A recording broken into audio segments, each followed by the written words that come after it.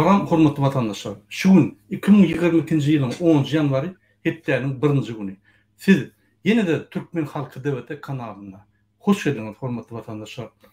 Ine şu gün 10 ýanwar siziň bilişiňiz ýaly biz jenaýatçy Berdimuhammedowa welaýetlaryň arasyndaky beýkanun ýapylan ýollary 10 ýanwara çenli açmaly diýip ultimatum berdik. Şu gün saat 10:00 oldu. Ultimatumyň möhreti doldy. Wagty gutordy. Berdimuhammedow ýollary açmady. Şonuň üçin ultimatumyň esas maksady, ýani manysy egerde 10 ýanwara 10-y ýerden 10-a çenli ýollar açylmasa, onda biz 15-nji ýanwarda Türkmenistanyň hemme welaýatynda we Türkmenistanyň daşyna köçe çykyp, ýola çykyp, welaýat we daşynak ýollary açýar diýip ine şuraya elan etdik. Biz öz halkymyza ýüzlendik. Bizim halkymyz, bizim ýüzlenmemizi eşiten halk köp ýerlerde goýuldy.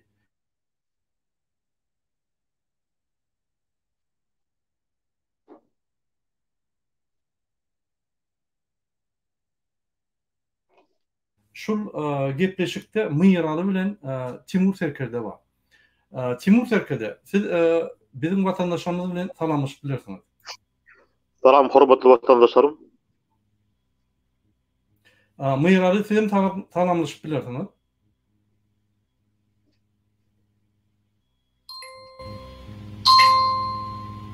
Menin pikirimçe Myýralyň ýanky interneti pesräk bolan soň ýanky şoň problemler bar.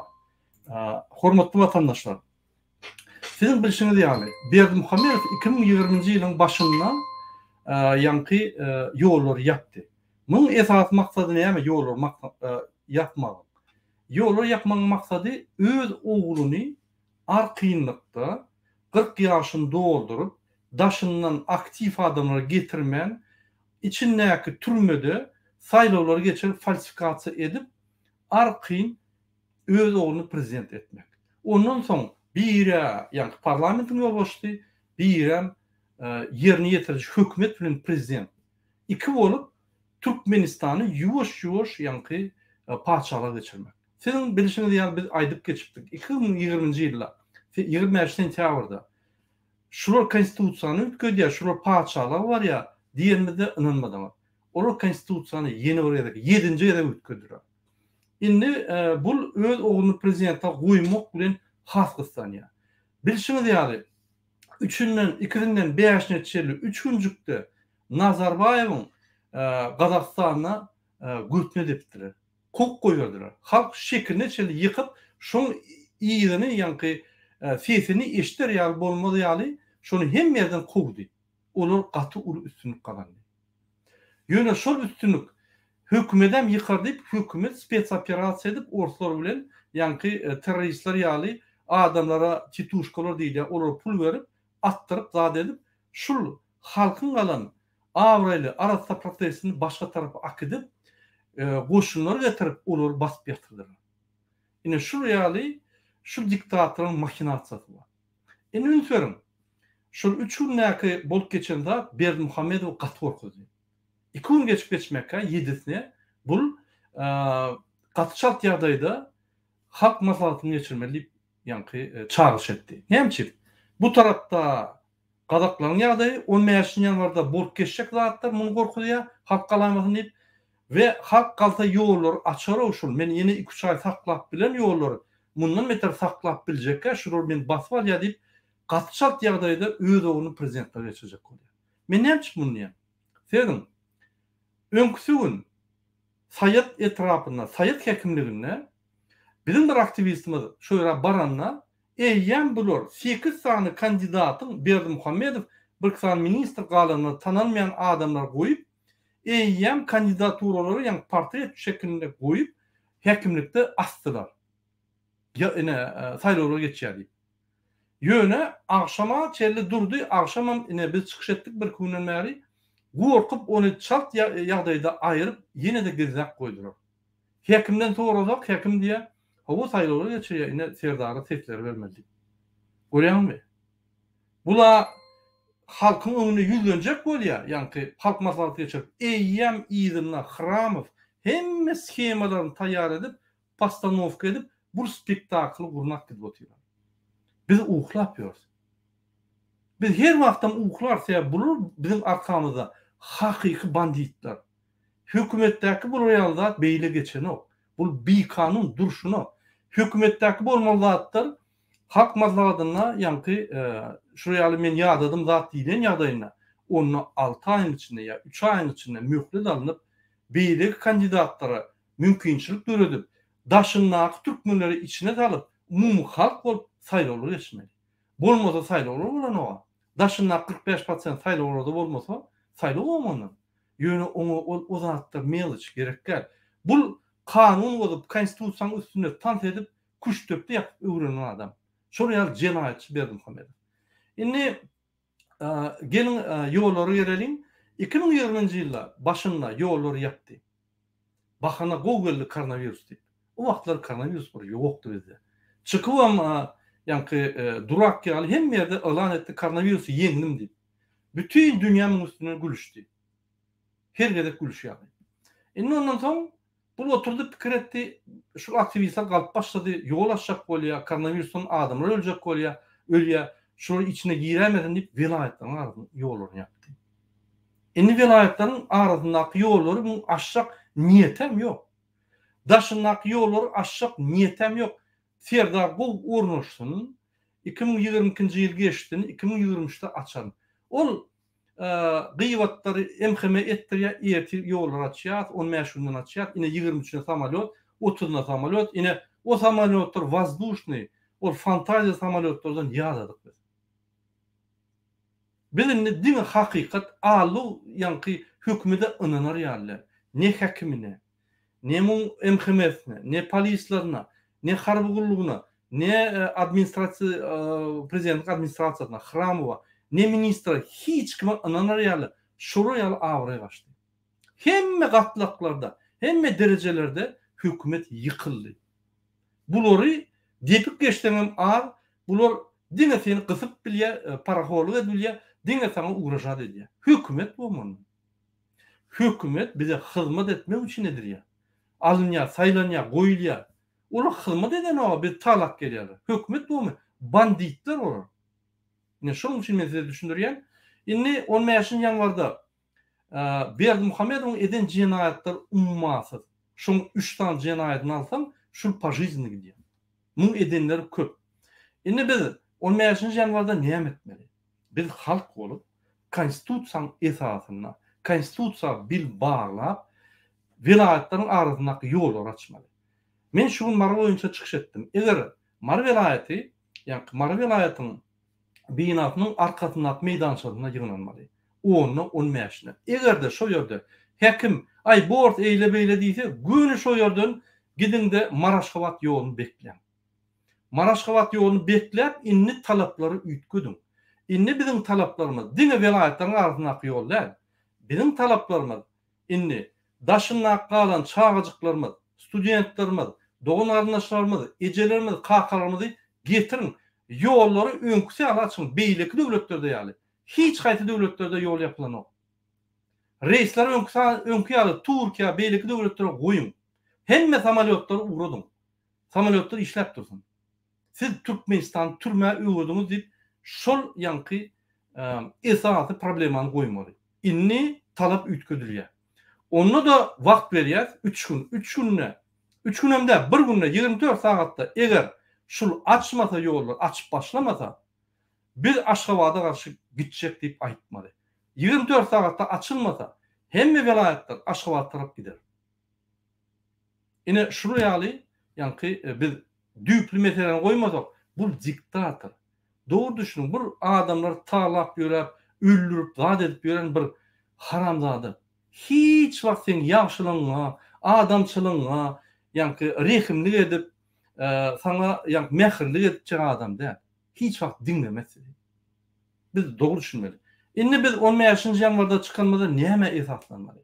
Konstitusiýanyň, soňky konstitusiýanyň 2020-nji ýylyň 20-nji ýylyň 1-nji ýanwaryndan hasap edilip gözüňe alınýan konstitusiýa.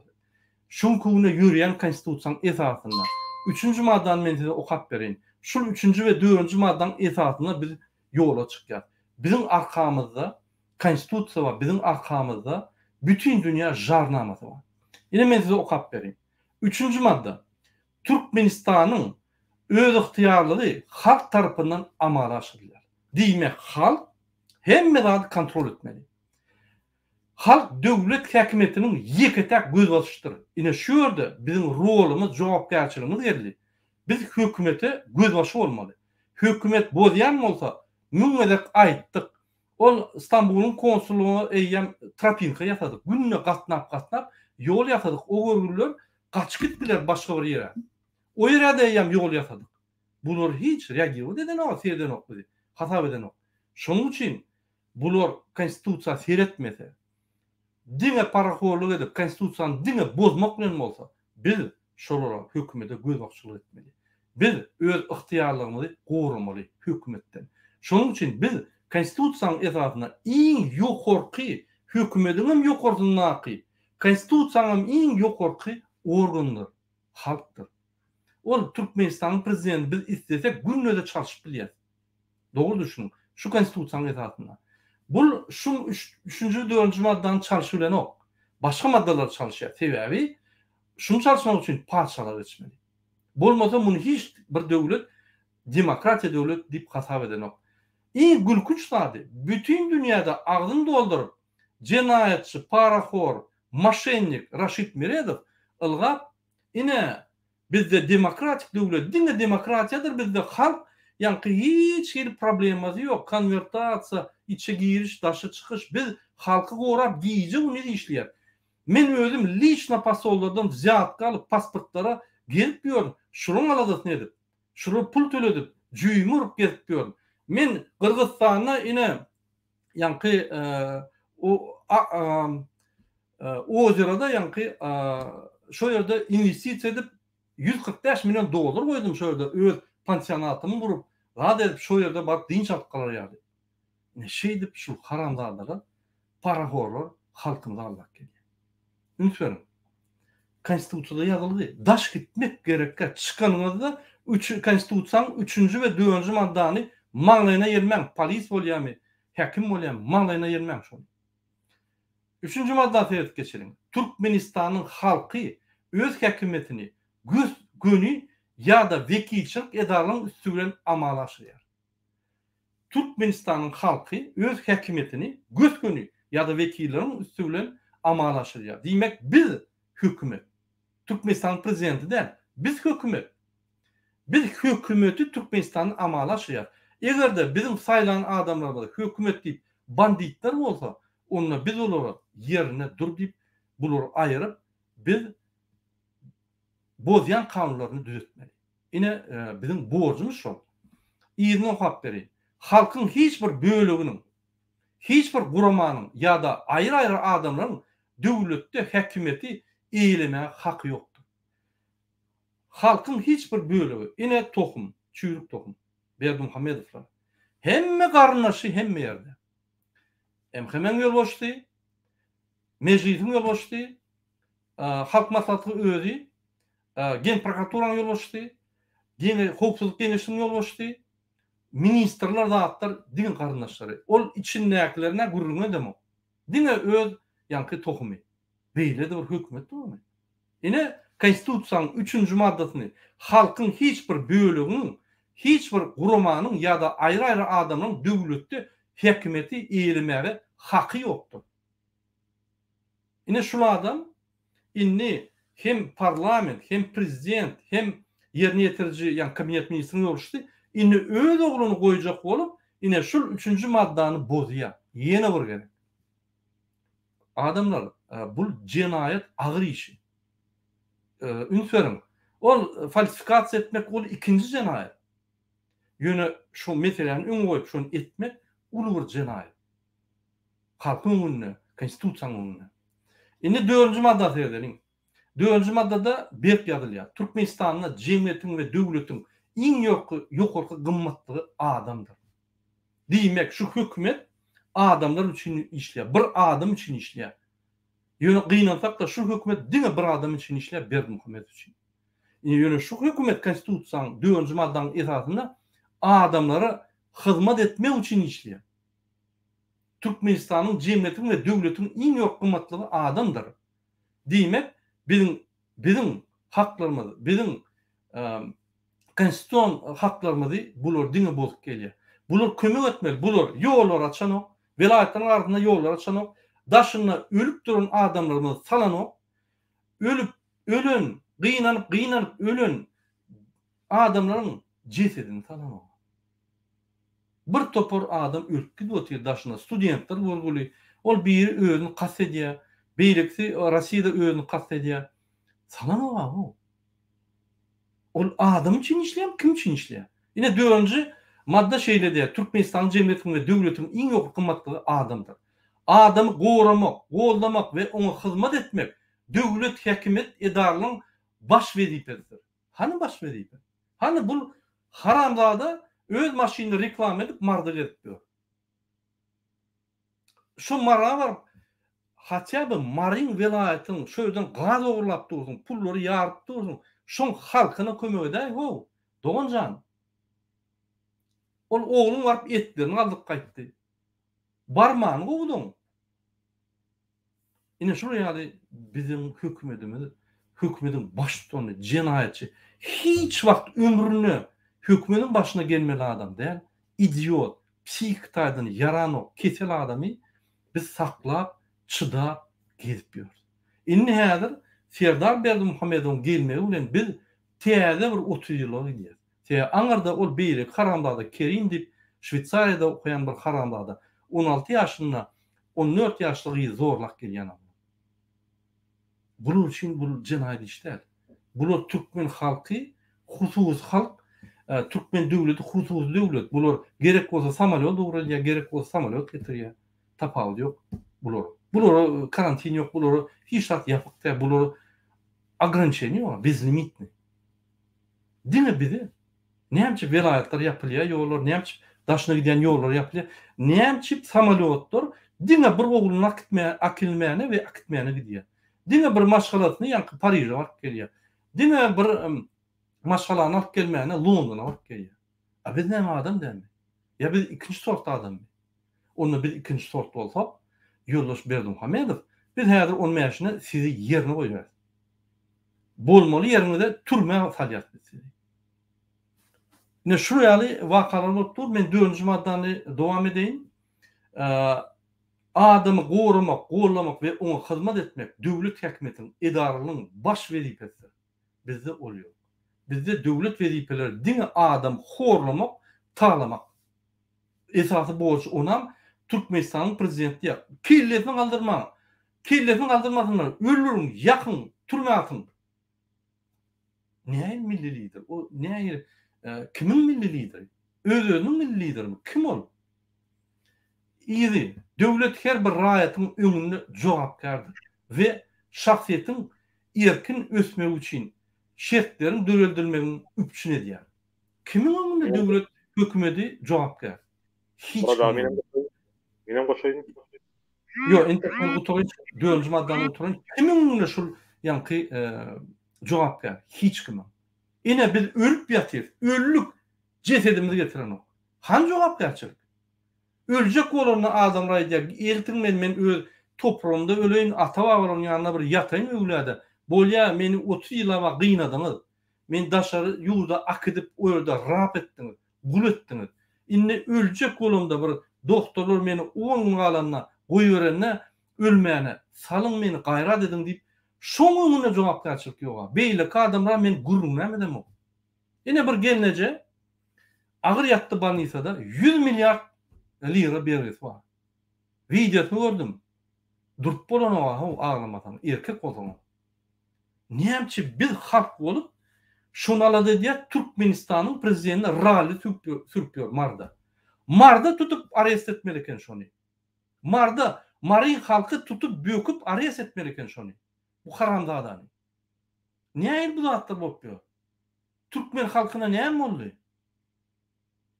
Allah can Hudaycan bu kirliyene takılacak dağıtlar. İyiden devam edeyim. Devlet her bir rayetin önüne cevapkardır ve şahsiyetin erkin ösmeği için şertlerin dördürmeği için ediyor. Rayetin canını, at awraýny, mertebesini, azatlygny, şahsy el degirmeliligini, tebiği we aýyrbaşlanmaz hukuklaryny goruýar. Hani bu da sözler? Hani bu konstitusiýanyň sözleri nerede? Berdimuhammedow. Näçe şu sözleri sen yerine ýetiren, şu borçları yerine ýetiren? Näçe bizim halkymda tüýkürip ýörsiň? Näçe bizim halkymyň öňüne bar bilen ok? Näçe bizim halkymyz depeläp ýörsiň? Bolun ne? 15-nji ýanwar gelýär. Her kim özüne türkmen diýen bolsa, hemme problemalaryny gıraýan. Menden gaturýam, men diýen sözlerimi gaturýam, aýyryn şu zatlar. Gomşyňa gaturýam, ol plan idi, bul plan aýyryn. Sen opozitsioner, sen ýön adam tapaw ýok. Türkmen pasportyň barmy? Polnuş bir bolun. Kutordy. Bu ýaly maskaraçylygy biz mundan geçirmeýälim ho. Şu 10 ýaşyna biz galmasak, onsoň bizim şansymyz ýok. Geçirýär. Polis öýme öý aýlan haýyş edýär. Aktivistler dinlemeýän, bular ýanky neme diýär? Oho. Berdimuhammedow. Garabym, men konstitusiýanyň ine maddalaryny okuýan. Eger şu saňa bir kanun, şu saňa ýanky terrorizm bolsa, onu sen kim bolýan? Sen onu terörist guramaň ýolbaşçysy bolýan. Düşünýärmi şu zatları? Bu kanunlara aňyrda dursun. Men 4-nji maddany okuyan hemme zat düşnük ýazyly. Bir näme edem. Tüýkürüp getipýär. Bizim halkymyz ölüp gelip otyr daşökde. 30 ýyla işläp Türkmenistan götürüp geldiler. Indi bu bölgeler ölünü bağışlanmaň şol jesedine alan. O han adalatlyk.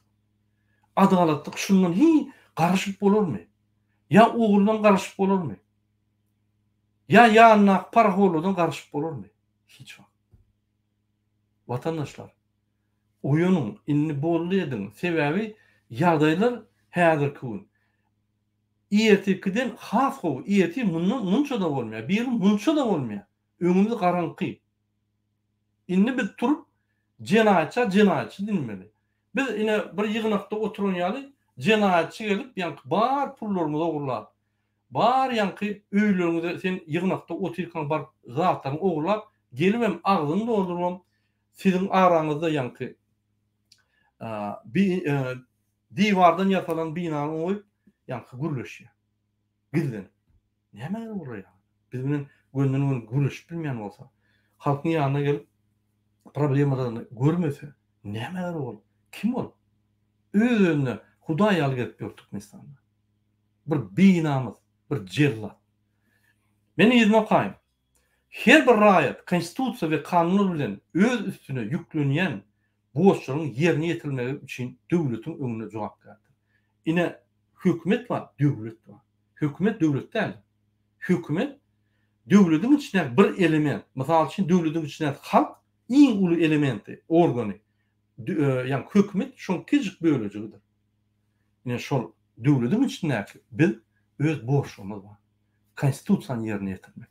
Şu 4-nji maddaň esasyna biz turup jinayetçini egerde bizim hukuk gorayan organlaryň işlemese, egerde bizim demokratik konstitusiýon organlar, suwtlar, prokuratura hemme zatlar işlemese, onu halkyň borçyny düzeltmeli.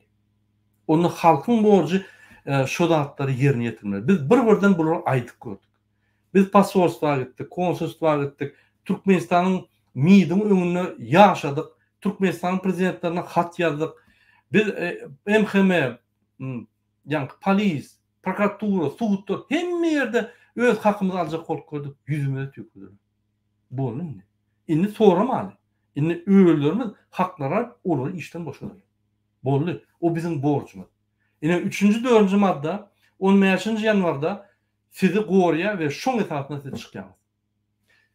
Indi hormatly vatandaşlar, men şul meniň ýanymdaky mihmanlara söz berýän Timur, sizin goşaklarınız bolsa ine şu meselede goşup bilersiňiz. Aýdyp. Ýokarda gaty dogry aýtyp geçdiňiz, konstitusiýa barada hawa o da gaýtalap aýtyp durýar halkymyz üçin. Soň şu men ýene bir Gurbanow Berdimuhammedow ýüzülmek isleýän Gurbanuly Berdimuhamedow, sen Türkmenistany öz milliňe döndürdün. Sen öz halkyny ýenjip dursun. Sen öz halkyň garşyna çykyp dursun. Sen bizim prezidentimiz däl. Sen bu ýene sen bolsaň ýa sen tohum bolsa, onda sizden başga bir düşmanyň gerek däl. Edip duran işlerin hemmesi absurd. Gülýaly Türkmenistan, gülýaly ata watanymyzy gömdüň. Gülýaly ata watany mazhar etdiň hemme halkymyzy. Öz absurd işlerini, öz bir görseň oýnap görseň, bir görseň atyp görseň, bir görseň maşyna sürüp görseň, bir görseň ýene bir atyp etip görseň owa. Endi dünýäde bile tanýar seni, dünýäde tanýar owa. Sen internetde sen adyny nämetsen sen çykdyň, başga adam ýok, Türkmenistanda sen başga adam ýok näme? Diňe sen çykdyň Türkmenistanda, internetde diňe sen bar. Hani bizim halkymyz, hani bizim çoponlarymyz, hani bizim paxtyýyk ýören aýal gyzlarymyz, hani bizim işläp ýören adamlarymyz nerede? Hani Daşgowy vilayeti, hani Dalkan vilayeti, hani Mary vilayeti howa. Hani bizim çağalar bağlar howa. Hani bizim sportmenlerimiz howa. Sen olar görkezmän, diňe sen özüň Türkmenistanda, diňe telewizionyda sen özüň howa. Öz heykellerini emme ýerde goýdyň, öz heykellerini howa.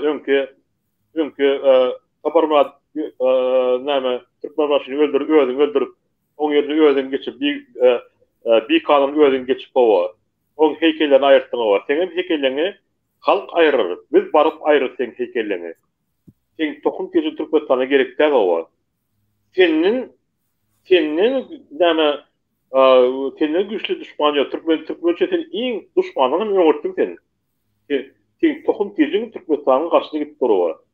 Sen tohum tejin halkyň garşyna. Sen tohum tejin senin şol näme Türkmenistana ösmene depre etip durýar. Yine şu watan habar aýtsaň näme 30 ýyllyk gelecek adam planlaşdyrma natypdyň owa. Sen absurd atatja, sen gümünge bir hepden içinde. Gümünge mesela barıp özünü gezip kaçarsın owa.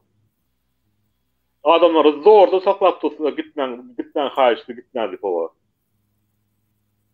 Barçak adamlar kelleňiz ýok göre, hemmeni toplap basıp bara. Ýene bitmeli bir demokratik boýunça bir owa. Kanuny bozman hereketini biz aýdyp turup, ulaglarda goýup turup adamlar. Mesela barçak adamlar köp owa. Şoň üçin sen bir hepden içinde, onun içinde yine bir hepden galanlar koyuyor, bir 5 gün kaldı o. 5 güçlü gümün getirip mesela senin tarihin, Kaddafi'nin tarihi yanak bolmayacak olsa diktatörün. Sen gümün getirip mesela. Gülyalık yurdumuz var. Gülyalık bizim öz halkımız var o. Men doğruyum aytjam, men öz dostlarım aytja. Bizim Türkiye'de aytja, öz oğlanlar aytja o. Sizde gözel gyýzaňyz bar diýip bärim işläp berýärdi howa. Sizde diýär bizim gyýzamyz gözelde, biz diýär türkler diýär näme diýär türkmenlere ölenjek bolar. Sadece türkmenler gözel bolýar, çağlarym umut gözel bolýar diýip aýtýar. Ne taňa? Bizde gözel gyýzlar ýok diýip aýtýar. Tut diýip aýtýar şu Türkiýede. Gülýaly başgalarymyzy tozdurup berýär. Sen üstünden maşgala toz barýar. Sen üstünden Türkmenistan toz barýar. Sen üstünden bütün Türkmen halkı üstüne gülü otururlar. Halkımız üstüne gülü otururlar. Sen 30 yılap, sen nämetden 30 yılap. Dünya halkı yenç gezdiği var. Öz halkını öldürdü. Hova ne kaldı? Türkmenistan'da 2 milyon 700 bin adam aldı Türkmenistan'da. Yine yine bir yıl 2 yılda Türkmenistan'da adam alıyor Türkmenistan'da. Elite Türkmenistan'a gitti o. 3 ilim bilim adamları yürüte gider ettiği Türkmenistan'ın hayvan. Yoksa bizim analiz görsen gör neydi? Fransa, Rusya, Germanya, belki yurtlarda o. Başka bizim öz bilim ilim adamlarımız Amerika'da, NASA'da işlet görür. Bizim ilim bilim adamları Fransa'da işlet görür o. Bizim bilim ilim adamlarımız Rusya'da, güçlü adamlar, profesörler var. Ova, Türkmenistan'da kim aldı? Türkmenistan'da profesör var mı? Yok. Bilim ilim adam var mı? Yok. Sen öz ýanynda koyunlar alyp dursun hawa, koyunlary. Ýanynda haçan böyle keser diýip hawa, kelen hawa şey dursun hawa. Sen haywan. Öz ogluňy ojak gosaň, şu gün öz tokup birine diýip pikirde. Biz Türkmenistan'ı öz kellemden, öz hem kellemden koyuyoruz öz kellemden. Orarsam, halk çıksa biz onları orarsa o. Etken işlerin absurd o. Etken işlerin absurd. Näme bile taňlap ötüň bir jip minýän bile näme üstünde, näme çagan içinde. Birim belki näme ulak kalmaşyny ümit berdiň o. Bir velosiped mi sürüň olup berdiň, bir samolyot uçan olup berdiň o. Sen näme öz Türkmenistan'da sen öz milliň bolsaň. Hani bizim halkymyz o. Hani Türkmenistan kanallarında, ya vatan haberlerinde, televizyonlarında bizim halkımızı görkede, bizim halkımızı, öz arasında halkımızı. Hani Türkmenistan içindeki jurnalistler o. Hani bizim bilim ulum adamlarımız o. Var eğer de şol bizim jurnalistlerimiz o, bilim ulum adamları arkada işleyen olsa onda belki Türkmenistan içindeki adamlar başka yurtta nälik awali iş etýärler. Nälik öz dilinde başka yurtun dilinde olan öz adamlary okut görýär. Müňlerçe okuwçylary bar o. Ene osa koyunlar toplap koyunları bilim ulma taşlap özüň malfır bolup özüň sen koyun sen. Illerden zat kalmadı neçe keş haramlarda sen. Şoň üçin yine de maçak bolan ýerde başga da bila getirmejek bolsaňyz, ya öz kowmganysyň gorajak bolsaňyz, ya şolara bir referensi ýetip bilecek onda sen 5 gün sorak var, 5 gün içinde Türkmenistan'da gümüz giyin. Hvatit, pazoritli diýip howa. Yine şol watan habarlarında arkada diýip sen Huda sen? Estağfurullah, Huda sen? Huda ananmaly. Ol şöyle kelläňe basaň. O gorda kelläňe basan bolýan o. Ol näme boldy ol? Irym boldum, näme boldy ol? Musulmançylyk ol, näme ol? Klon. Şoň üçin Gurbanyň Berdimuhammedow. Wagtyňyz barka gidiň. Ya özüňiz hemme edin işleňizi boynuňyza alyň-da opozisiýany Türkmenistan çağırın, demokratik boyunca saylavlar geçirin. Hava. Aslında Türkmenistan'ı halka berin de gümüňizi giyin. Ediz halkım, Türkmenistan, ediz halkım. Bolup turan atır hemmesi özüňiz görüp dursaňyz, cinayetçi şu gün Türkmenistan'ın başında cinayetçi haramlarda neşekeş, haram oly Gurbanyň Berdimuhammedow hava. Hem organ işgärleri sizem edil malyanak sizin üstüňizden gülüp ýörül. Hava. Haçan kesecek adam keserin, tokum tizi barıp sizi kabinetlerinize urup ýörül hava. Prokuratura bar, oblastny prokuratura urup durýar. Hani sizin erkekliğiniz? Hani bir ýerde atma edil malyny sakp atmadyňyzmy? Yine şu aşağıda yine şu yallaklayıp gördünüz hava. Arkada diýip hava. Hvatit arkada yok, arkada Allah Taala. Arkada yok. Şoň üçin ediz halkym 15-nji ýanwarda hemme birlikde çykalyň. Birlikde, azlyklykda geleceğimiz üçin, öz çağalarymyz üçin, öz watanymyzyň geljegi üçin hava. Türkmenistan'ın asyda bolması üçin hava. Haramçylyklaryň bolmadygy üçin kelin çykalyň, birlikde hereket ediň. Sag bolun. Sag bol Timur Serkerde. Men haýyş edýän gyýt-gyýt çykyş edeli sebäbi köp soralar bar. Musa, ine sizde bir soru var. Yalnızca men konstitusiýany okap geçdimde 3-nji 4-nji bölüm maddalaryny. Şu ýerde Türkmenistanyň yani konstitusiýanyň esasyna biz 10 ýaşyna çykyp öz haklarymyzy gowrap biljek we hökümeti duýdurup biljek bolýar.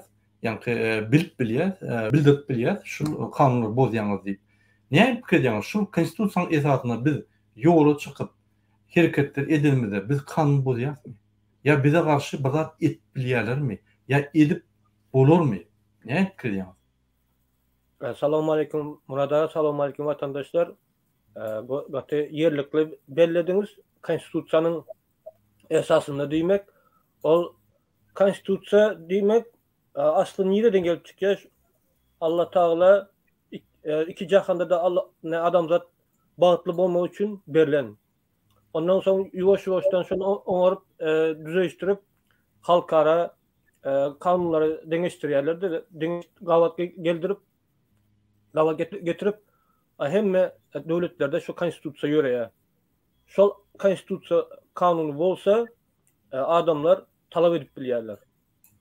Hiç 15 ýanwarda halk öz kanuny, öz haklaryny talap etmeklik konstitusiýada berkidilen ve hiç hile bu yerde düzgün bozmak ya kanun bozmak ýok.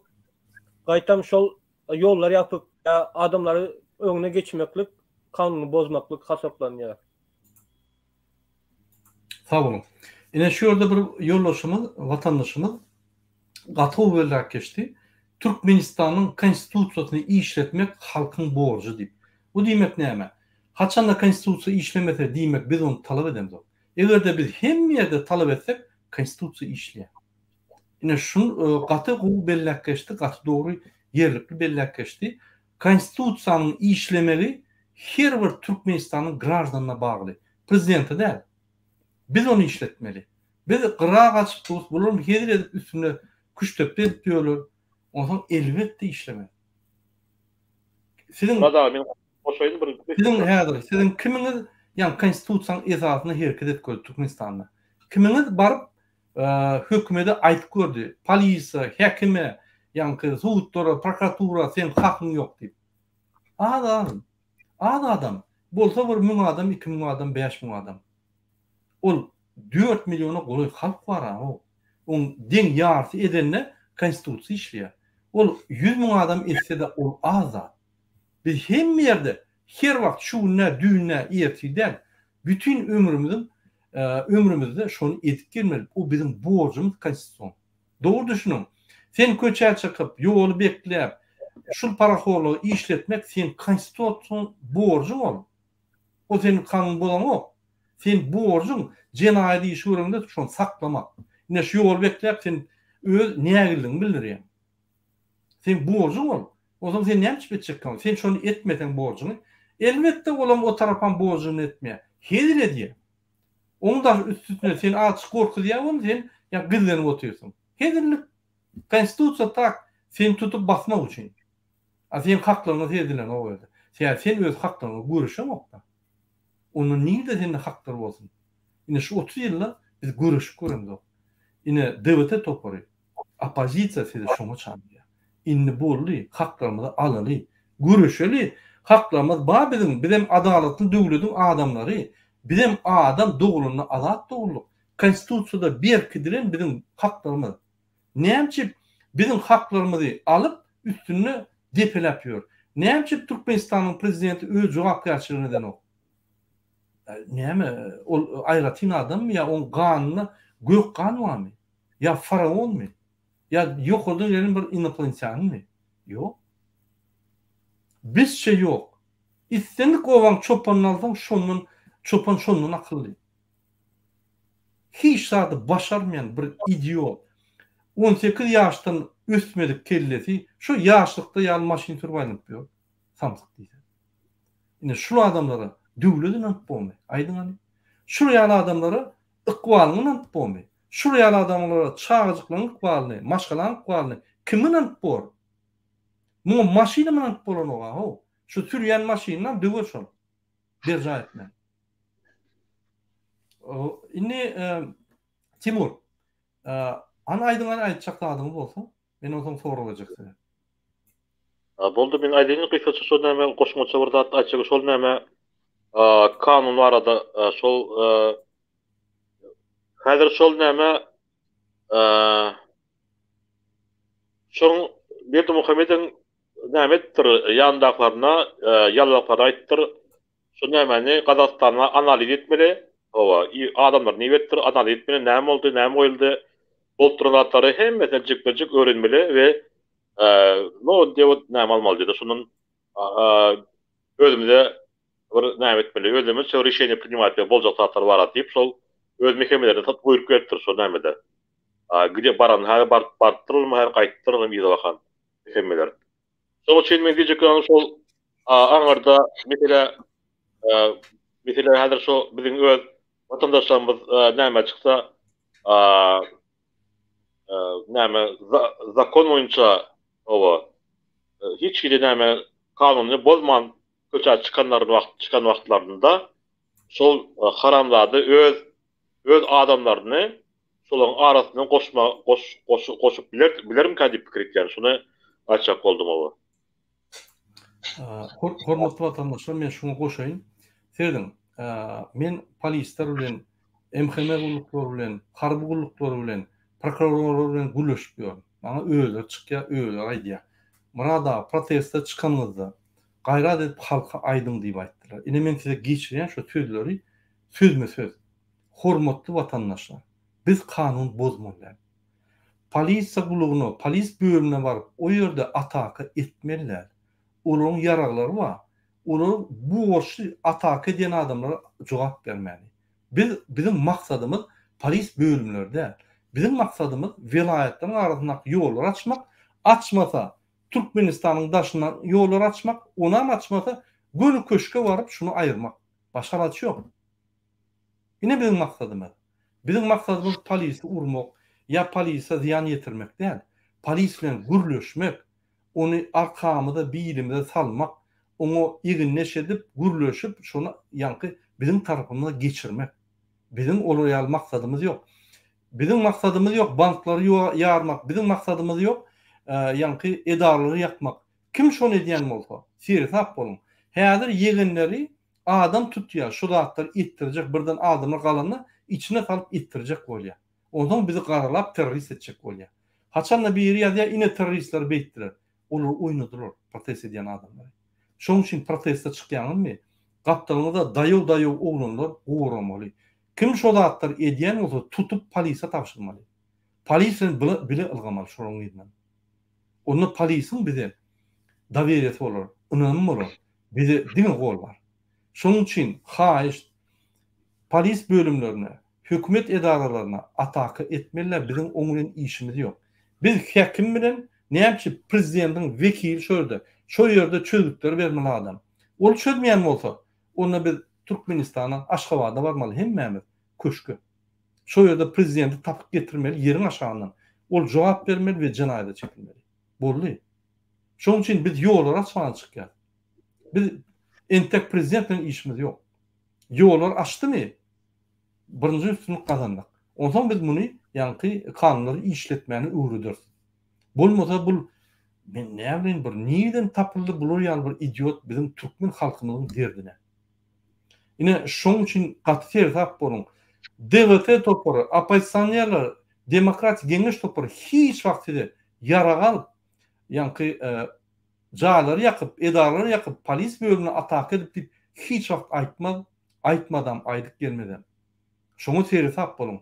Ol partizanlar, geroýlar çykyp bulaşdyryp ýürüýte, esler tutup tawşan olar polisiýa.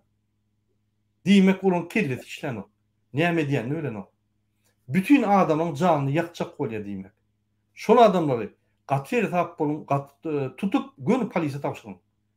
Partizanlar bize gerekkä. Partizançylyk diýmek, uruş diýmek. Uruş diýmek eline ýara alyp ýarmak, birini çağatyny öldürmek, maşgalatyny ýarmak, öldürmek, o zatlar bize gerek ýok. Biz oň üçin galamdyk. Şoň üçin şoňa seri tap bolun. Musa, sana bir soru. Ine bizim vatandaşymyz ýalnızca bu ýazdy Türkmenistanyň konstitusiýasyny ýöretmek halkyň borçudur diýip. Şunu näme düşünýäňiz? Gatı doğru, bizde näme üçin diktatura emele geldi? Adamlar öz hukuklaryny talap etmeden soň ya bilmenden soň ya da bilmem şol ejizlik görkez ýerlerden talap etmeýärler. Şondan diktatura emele gelýärdi. Eger de her bir adam, her bir grajan öz hak hukuklaryny talap etseler hiç diktaturan bolmaz. Belki kanun bozmalık bolmaz. Kanun yörese demokratik devlet demeli geldi. Yine doğru belli geçtiniz. Şurada partizançılığa çağıran adamlar vardı. Kıynasak da bizim nemçe diktatörü emele gelir. Neme kanunu bilmeyen son ya kanunu işledip bilmeyen son. Partizançılık bu devletin yıkılmağına getiriyordu. Eğer de biz hak hukuklarımızı talep etsek, ondan demokratik cemiyet kuruluyor. Cemiyet kurulsa onda demokratik devletten kurmak ansat oluyor. Açıkçam olmalı. Öz talaplarımızı tarakaçılık yolda talep etmeli, öğrenmeli. Oya sağ olun. Yine men Berdi Muhammedova bir daha aytsak koyan bizim pirdaşlarımızı görüyor. Gurbanoglu hormatlanmayan Türkmenistan'ın Biykan'ın prezidenti. Şunu adamlar, bizi dinleyenler, 1,5-2 yıldan beri bular kanunlarını, adaletleri öğrendiler. Neden bular durup bilmeyen? Serdarı koy, Kerim koy, onu koy, bunu koy, bular yine bir hada ekran yapanın hem bular durmuyor. Bir yol var şular durmak için himmetini öldürmek. Başka yol yok. Yarını öldürsen olmalı yok. Yani 90%'ni öldürsen olmalı yok. Şunun çıkın çağırlar. Hükümet edin işini görüyor. Sizi uturluğunuz. Biz kuşta oynanyalı, sizi uttuk. Inni biz ödeyen zatlarımızı realizasyon edip başladık. Şunun için her vakt vaka, kan döküşük bolmaka, kan döküşük sizin tarafınızdan var. Bolmaka, katastrofa barmaka. Siz özünüze avantaj kazanıp biliyorsunuz. Siz katı şart yağdayda bizimle haberleşip bir ılalaşıp giyip biliyorsunuz. Biz şu çıkkısız yağdaydan çıkılgı tapıp biliyoruz. Ol hemmeler için amatlı. Sizin tohumunuz için, sizin tohumunun geleceği için, Türkmen halkı için, opozisiya için, Türkmenistan devleti için, hemmeler için. Yine sizin 10 yaşına çelli vaktiniz var. 10 yaşından sonra biz sizi dinlemez. Siyasi cinayet. Yine şu yerde hayadır yine 5 yıl içinde gepleşikleri kurnak oluyor. İsteseniz açı efirde, isteseniz yapı efirde, isteseniz Macron'un yanına tapa diyor. Biz buluşup biliriz. Yöne 5 yıl mühledimiz var. Ultimatum gutordu. Biz finishni yolla. Finishni primoyda. Biz dine hayadır tank yanı var ya. Şunun için özünüz seyredin. Ol oyuncaklarınızı umumuna dayanıp Nazarbayev 31 dekabrda oligarklar bilen oturup Kızıl'dan, çaydan, bakarlarda şampanski içiyadi.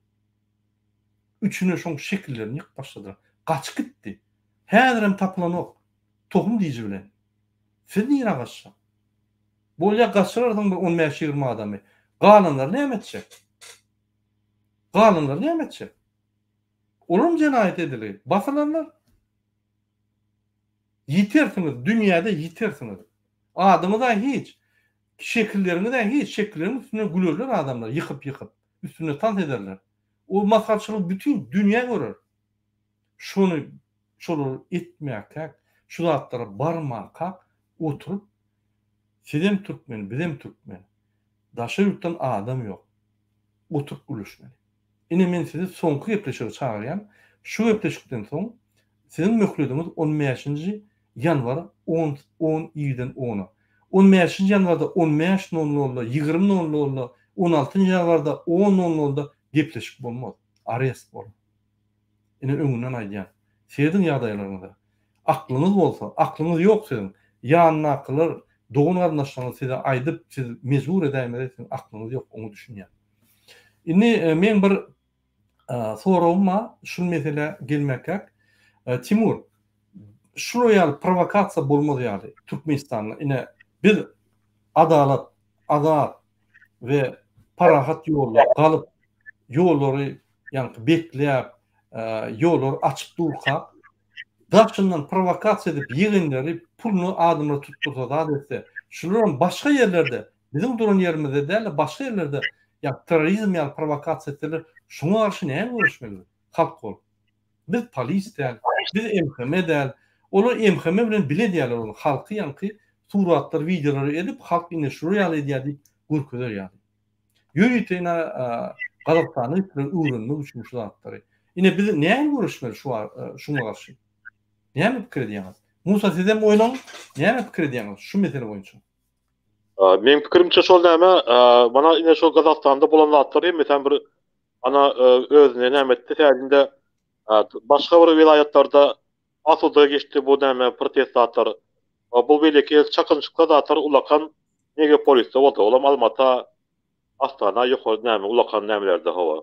O ýerde adam köp hawa, o ýerde köp adam daşadan gelip gidip bileçinde köp adam turistler hem näme söýle hawa. Olar näme çekole şo özüm görşüňe telewizde şo näme teröristi gözläp şol galan beri artistleri näme gyrgyzlan artistlerini teröristi bolary pahylar näme gawa goýup bolar soň ýokardan näme dep bol ministrin radio kriz ýolary kömek edip alkytlar onu. Adam tapman dorluğu özlerem hayvanlan. Ýönünde Türkmenistanda ony nasat bolmalylar. Türkmenistanda adam az ýöne şol indi çyk adamlaryň özleri mesela birini tanıyanlar o soň şol çıkan wagtlarynda şo ýabrýerde bir näme bir kanun bolsa bolsa ýa bir ýerde ýala görser olar polislere aýtmaly, polisler bile hereket etmeli. Şo kanun bolan adamlary polislere aýdyp habar bermeli.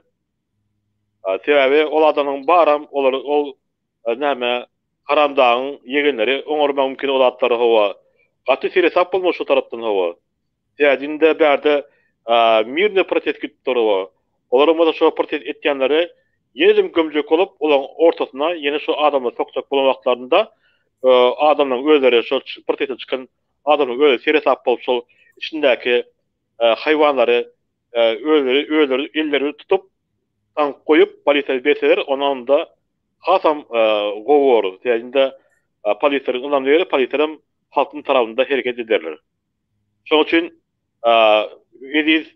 ediz watandaşlarym, ediz halkym çıkan wagtyňyzda gaty siresap bolan we şoňa zatlary göz yummaň we egerde birinde ýara bolsa ýa birinde bir çak bolsa ýa bir näme magazin ýarsa ýa bir zat ony hukman şu näme polisiýa tutup eline berin. Awalan. Sağ olun köp zat dogry aýtdyňyz. Musa sen näme pikir edýäňiz? Biz näme gorulmaly şondan? Birinciden şol çıkacak adamlara kaýşy çek bolan hiç şeýle ara içmeli däl. Ýene batyrlyk üçin, zat üçin ki wagt ara içerlerde adamlar şol ara içmek gerek däl diýip çağırış edýän. İkinciden hem şol provokatörler bolýardy. Her ýa-ni Timur Serkede dogry belläp geçdi. Her adam ýandaky adam tanamaly. Tanaya onuň kim provokasiýa edýän bolsa şonuň öňüni almak üçin polisiýanyň özüne tapşyrmaly. Bizim maksadymız bir düzgünçilik däl, biz öz kanunlarymyzy diketmek, ýollar velayet ara ýolları açtırmak. Diňe şol. Onuň emma adamlar näme merkeze barmak taýarlyk görmeli. Ýandaky ojuk-bujuklar bilen, iýi içki bilen ýanda almaly, su, çörek zatlaryny almaly. Şol zat bilen taýar bolmaly. Ondan egerde tituşkalar bolýardy, näme mene özüm pikir edýän her adam özüni goramaklyk zat bolmaly. Hukuk hakkı var. Şol egerde provokasiýa edýän bolsa ýa birini itekläp birini urýan bolsa jogap bermelik diýip pikir edýän. Ýalňyşdyr. Mene şol şoňa pikir edýän burada. Dogry. Ine men ýene bir instrument bereyim. Şuraya bolanma sizin näme instrumentlaryňyz bar? Instrument diýmek näme usullaryňyz bar özüňizi gorumak. Birinji audio video. Siz video çekin. Siz parahat ýolda barýanyňyzy alyň da bize iý berin ýa-da paýlaşyň. İkinji şuraya betbaçylyk edýän adamlar, ýa-ni ýumurýan, ýarýan şol video çekin. Polislara jaňydym özüňiz. Gelip şuraya ýygnaň diýin. Şular ýa-ni kanun bolýarlar diýip. Siz özüňiziň parahat ýolda barýanyňyzy we diňe arasynda hereket edýäniňizi suwut etmeli. Şoň suwutlaryny özüňiz oturup pikir edin. İkinji, hökman suratda men hemme watandaşlarymyzdan haýyş edýän. Sen ikicik çağıcık bol. Sen ulu adam bol, sen gelnece bol, sen ene bol, sen ata bol, tapağı yok. Erkek ayal. Şu protestte duruyan adamlar gördünüz mü? Ilgap barında çürüğünü, suwuny, nanny eltip durun. Näme kömek diýip durun. Ilayta da biznesmenler. Siz şu ýalda atdy gurulamakda super professional. Halka kömek etmek wagty geldi. Ol hekimlere kömek edip paragoçylyk gapdalla ederseniz hekim çalışar bolýyn, batyrar beýlik hekimçiliği. Indi bu zatlar goýalyn. Kömek edin biznesmenler. Size ultama. Siz ine bir topar Amerikada biznesmenler, telekeçiler, ine menem özüm çıktım öňe, sizem çıktım öňe. Bize de gerek bu durmuş. Bizim şu halk. Bize de adaletli durmuş gerek. Sen kim bolay? Sana adaletli durmuş gerek. Gola sen mümkinçiliğin halktan gaty köp. Şonuň üçin seyretme işlerde kanunun esasına 3-nji 4-nji maddanın esasına halkymyza kömek edin. Başga da burada ine ýola çykdyňyzmy? Hormatly watandaşlar, ýolda duran adamlar bolsa, egerde siz geçip barýan bolsaňyz, şolaryň palatkalaryny, şolaryň ýolun düşeklerini, hemme zatlaryny getirip ýanlaryna berk edin. Şolaryň naharlary getirin. Gollan şol adamlar, durmasın şol adamlar. O görgüller jany bilen halky kömek etjek bolup, Türkmenistan düzeltjek bolup öňe çykýarlar. Olaryň maşgul çağlar bar. Çağlaryny taşlap gelýärler. Şonuň üçin gollan şolary kömek etmeli. Maddi ýagdaýdan kömek edip durmaly. Direk vermeli. Gowy sözler aýdyp durmaly şolary. Taňyrlykdan aýdyp durmaly. Men gördüm Gazakstanda. Şol öňe çykan adamlaryň ýanyna garry mamalar gelip soňky çöregini berýärler şolary. Aglap taňyrlykdan aýdyp. Gazakstanyň häzir protestler gidip dur, bilýärmi şonu? Mirni arasda protestler gidip dur. Putiniň öýle aýtdy. İki türlü protestler var. Arasda ve banditler. Şoň üçin men partizanlara ýülenýän. Partizanlaryň o sakkally ýolbaşyna ýülenýän. Boş gurlap, boş zat etme. Halk ayağa alanna prosesi bulaşdırma. Gayrat edin. Akıllı bolun. O partizançylyk diýip, ýani halk kalmasa partizançylyk diýip döwleti uruşa sokjak bolýar. Onu etmeliler. Hiç wagt. Siz halky garalarsınız, terörist. Hiç wagt onu etmeliler. Indi ýene bir zat aýtjak bolýan, şu gepleşigimde ine maňa soralar geldi, şu gepleşikde. Şuraya soralar geldi. Murada jenaýat eden we türmelerde ýatan adamlar 15 ýanwardan soň kömek bulun kaşolar diýip aýdýar. Men şuna jogap bereyim. Hormatly watandaşlar, Türkmenistanyň türmesinde bizim dogonlarymyz, kakalarymyz, ejelerimiz, bizim ayal gyýlarymyz köp adam ýatyr. Olar biýüne ýatyr köpsi. Olaryň köpüne çykylgysyz ýagdaýdan, mejbur ýagdaýda jenaýda Türkmenistanyň diktatyň gurulun sistemasy itelep etdirdi. Olarda da köp günah ýok. Şoň üçin 10 ýaşyny egerde bir halk bolup turup üstünlükler kazansak biz hökman 90%'dan 90'dan hem ýokary prosentden amnistiýa çykýar. Olaryň günäsi ýok.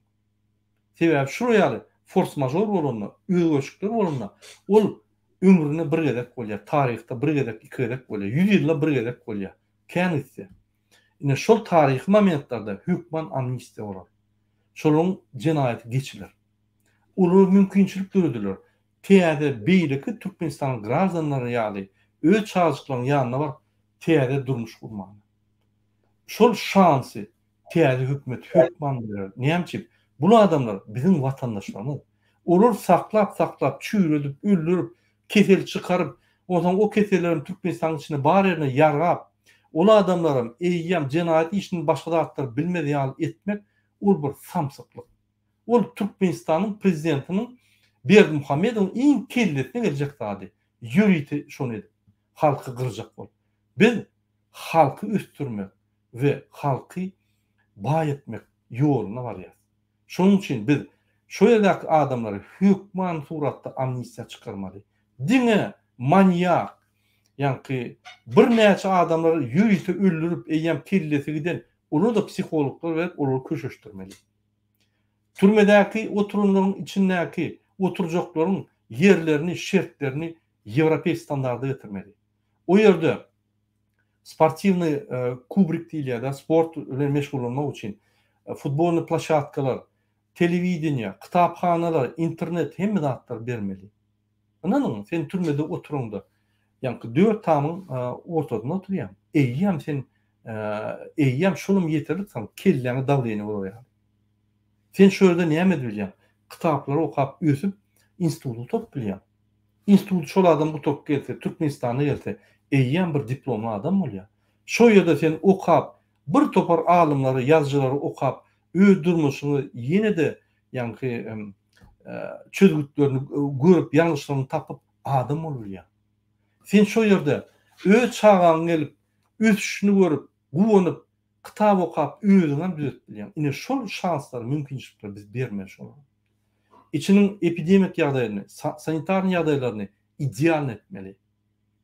Ine men size bir wakany aýdaýyn. Şiraly diýip biz oňa Şirhan ýadyk. Şiraly Nurmamedov wady Şwetsiyada. Yatan ýeri ýakty bolsun. Uly ýazyjymyz, şahyrmyz.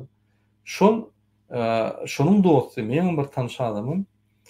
Şoňa ýa-ni bir uslowia goýuldy. Şwed hökümeti. Ya pul töle, ya 6 aýlyk türmäge. Ay bolýa 6 aýlyk türmäge deýildi. Ýa-ni türmäge baryp şo ýerde ýa-ni muňlen şiral jaňlaşyp sorýar, näme ýerler? Ay telewizorma, internetma, telefonma, bar sport edýän, nahyryny gowy görýär. Şiral diýär. Bak ular ýaly bolsa, men sana derek oturaýyn, gaýrat et, çalşaly da diýip ýa-ni. Şuraya gülkünçtat ýöne hakykat. Men bu zatlar aýdanyň ertekide, ine gowy döwletlerde, 32 döwletde şuraya. Amerikada da şuraya. Şu ýaly durmuş. Biz şu durmuşa gelmeli, ösçek bolsak ine şu durmuş şol. Biz şunu gelmeli. Näme biz şunu etmeli? Näme biziň bir milyonlap halkymyz barmy? 10 milyon, 20 milyon, 30 milyon ýok. 3-4 milyon halkymyz bar. Onu düzeltmek biziň baýlyklarymyz ýeterli. Dine baýlyklar tyşyýyl çözüp, täze tehnologiýalar edip, diversifikasiýa edip, ýa-ni dine baýlyga diýemen, ýa-ni Amerikada ýaly Silikon doliny gurup, şöyle ýokurky tehnologik ýa-ni köçeleri, zawodlary gurup biz ösüp gitmeli. Sebäbi ol elektroenergiýa zat, ol wagtynça zat. Ýene 10 ýylyň başga ýa-ni toplap geçki diýerler.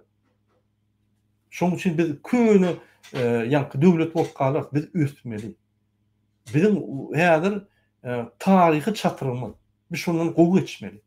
Taryh çatyrykdan geçilmedek Berdimuhammedowlar bizi ýene 15-nji asra gidýär. Ananyň.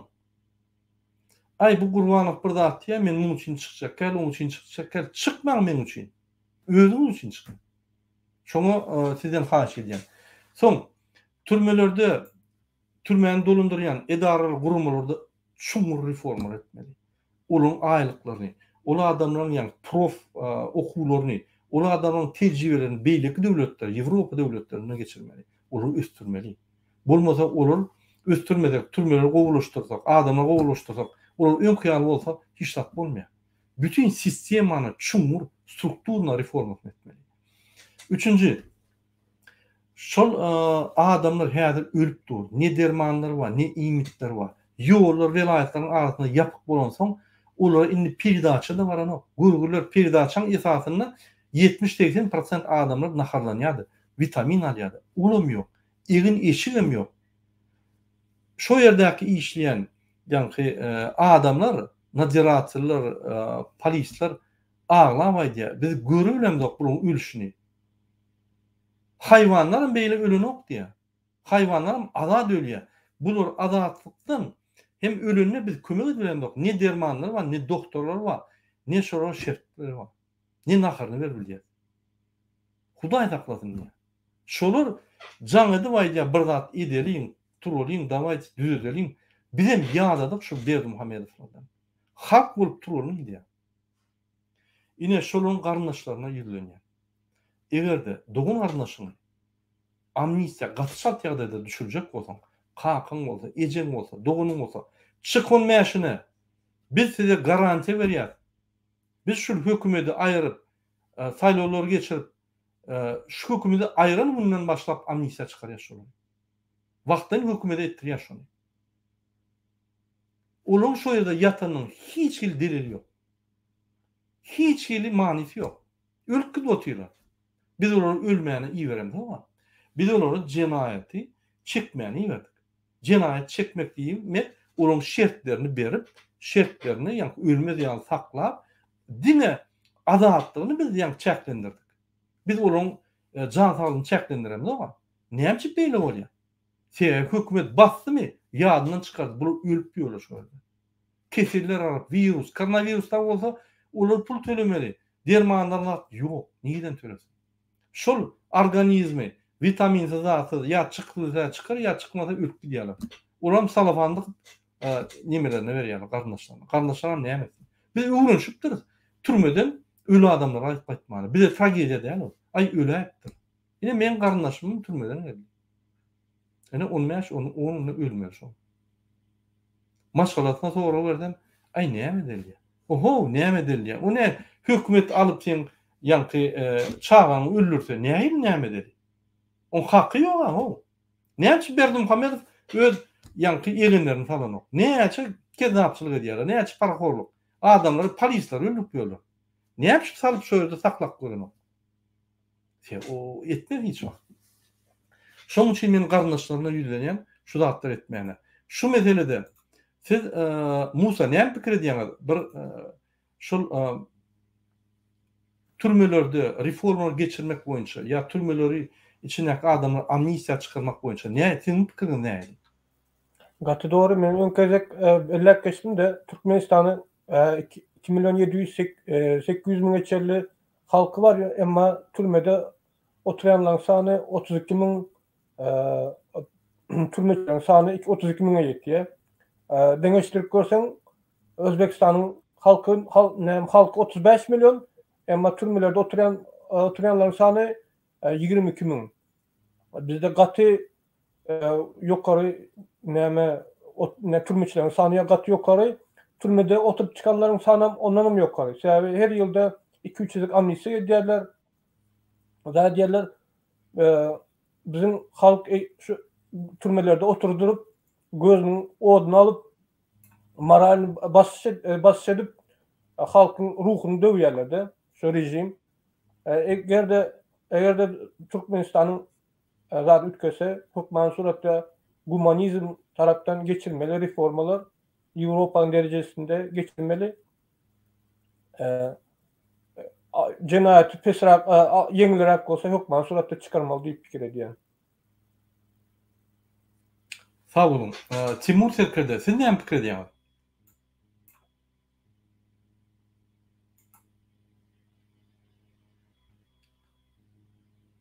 Timur'un internet pedelli diyen. Yok. Sonra kalırsan. Yine türmelerde reformlar geçmeliler. Yani türme idaralarına, türme kurumlarına dine içinin şartlarını düzeltmek değil, dine sanitarını yani problemleri çözmek değil, hem içinde yani personelliyle de ofisiyer sastavının içinde, askerlerin içinde reformlar geçirmeli. O önemliydi. Olur üstürmeli, aylıklarını köpürtmeli, olur stajı vermeli Avrupa barıp öğrenip gelsinler. Olur bilen psikologlar işlemeli. Ol psikolog yani askerler ve yani cinayetçinin arasında kontakt dövmeli. Ol kontakttan şolary dine gowluğa gitmeli. Yine şu dağıtları siz ne söyleyeceğiniz? Reformalar ya biz hiç zat demeyelim olary yani biz 90%'dan yukarı adamlar amnistiya çıkacak bolýar. Ya olar 50 melingmi? Ne fikir ediyorsunuz? Katı koltora hava sol Türkmenistan'da her türmelerde adam zat tapma atıyorlar. Ekonomik ülke kaldı Türkmenistan'da. Her o psikolog diyecek bilek uğraşlar o.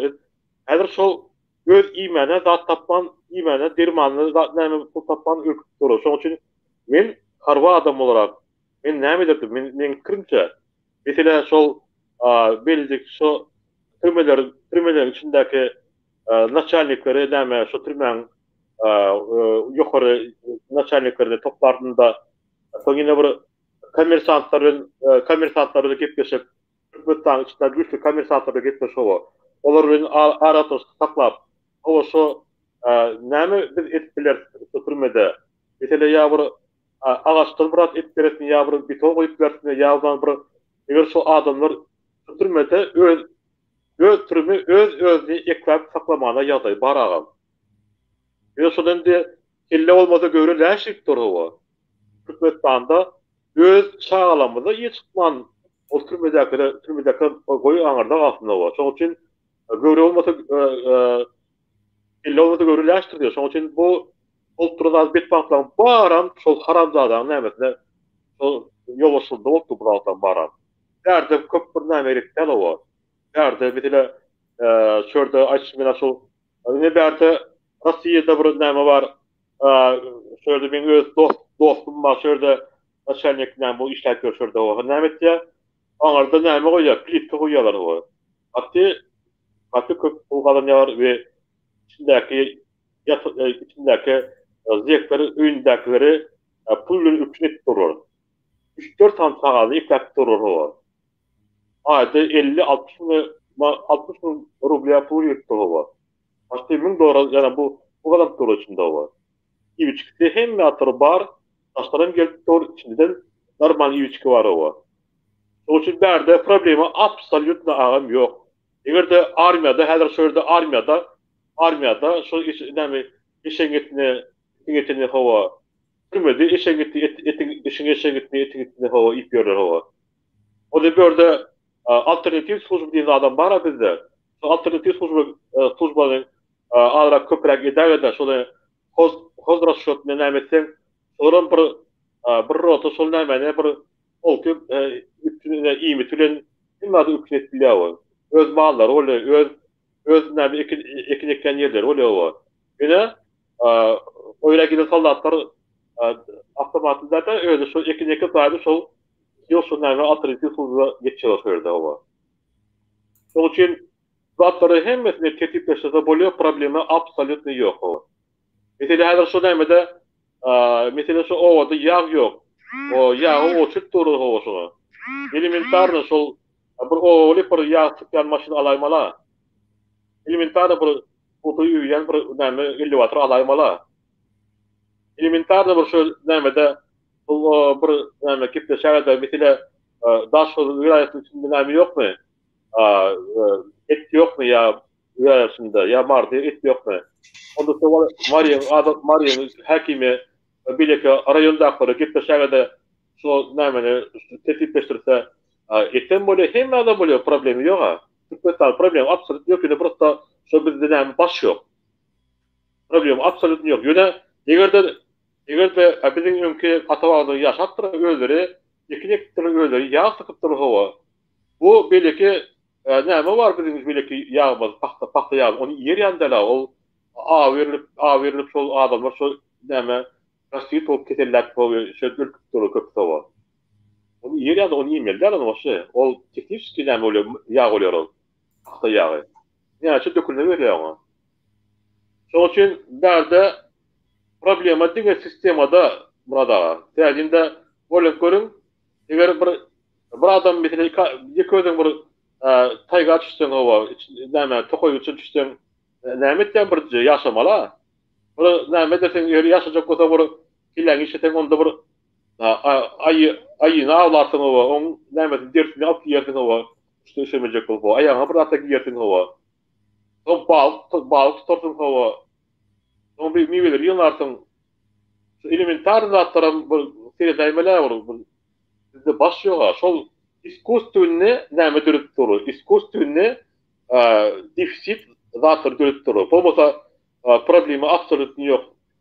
Ine şu 4-5 ýyldan öňen bilen şu ortaýda tonalap ýağlar we belki bürünçmi buğdaymy tapagy ýok ödem ardan bahadan Türkmenistana ýerjek bolsak, bize näme diýär? Haramdagyň nämetine ýegenlerine näçip üzät görmeli. Ondan soň etse öyle diýip aýtdyr. Menen paşol diýdim olara. Şoňa agam berde problemi ýok. Türkmenistany türme problemi absolut ýok. Eger şükürlen barky özüňem siz şu kommersiýa işleri barda bilen işler bar. Siz näde bilýär şunu? Siz özüňiz näme bilýär türmeni? Bir 2 aý içinde şu türmeni o yaşaran ettiler ýagdaýy bolardy ýa bolmazdymy? Siz özüňize bir sorak bereýin agzyndan. Türmeleri düzeltmek katan saat kıyın meselede. Vatandaşlar yine bir soru var. Timur Bollumu da ben indik soru için yine şu yerde bizde Türkiye'den soru geldi. Murada Türkiye'de cinayetten kaçıp közünüp gören adamlar köp. Türkmenistan'da 3-4 tane cinayet işini açılıp şöyle oturup zordan daşına çıkıp maşkalarını getirip dokumentsiz közünüp görüyorlar. Türkiye'de yine şolara näme boldy? Yine men şolun ýagdaýyny düşünürüm.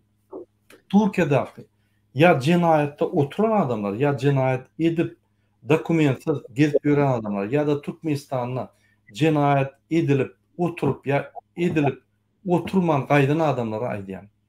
Amnistiýa bolanda hemmämizde bolýar. Hemmämizde bolýar amnistiýa. Amnistiýa bolanda biz içinde amnistiýa geçirir. Daşından gelen adamlar siz gün aýtmaly. Men plany cinayet ettim şu datalarda ine men işim amnistiýa avtomat geçýär. Ol ýaly ýa-ni nimeler bolmaly. Paraxorluk zatlyk bolmaly. Hemmesi geçýär. Hiç kime açık linia bolar, açık ýa-ni poçtalar bor. Her bir aýatda şöyle atarsyňyz, hatlarynızı gün seyirdiler, komisiýa dördüler, komisiýa böyle işler. Hiç paraxorluk bolmaz. Biz paraxorluğa karşı başta soňuna çelli. Şonuň üçin ine daşynmaky adamlar aýdýan, Türkiýede oturan adamlara. Kim egerde türmede oturulmasa, biz 10 ýaşyndan soň egerde Türkmenistanyň hökümetini aýryp bir Muhammed Cenaýda çekbilsek, onu biz hökümet suratda şolary Türkmenistana getirdiler. Dünýäň nire haýsy günjeginde Türkmen ýatan bolsa, hemmesini watanymyza ýygnar. Halkymyza hem ýygnar, türmedekiler hem ýygnar.